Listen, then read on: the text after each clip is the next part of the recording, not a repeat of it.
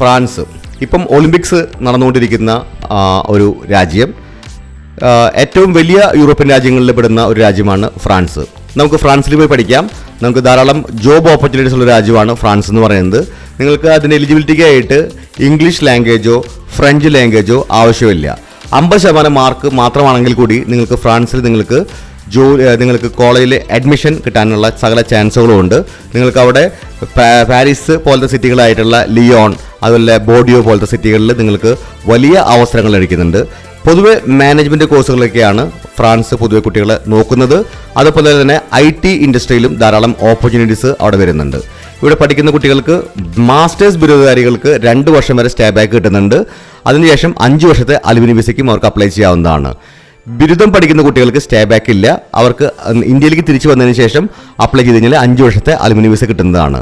അപ്പോൾ മാസ്റ്റേഴ്സ് പഠിക്കാനായിട്ട് പോകുന്ന കുട്ടികൾ, എസ്പെഷ്യലി മാർക്കറ്റിംഗ് അല്ലെങ്കിൽ ഫാഷൻ ടെക്നോളജി, IT താല്പര്യമുള്ള കുട്ടികൾക്ക് ഫ്രാൻസിലേക്ക് അപ്ലൈ ചെയ്യാവുന്നതാണ്.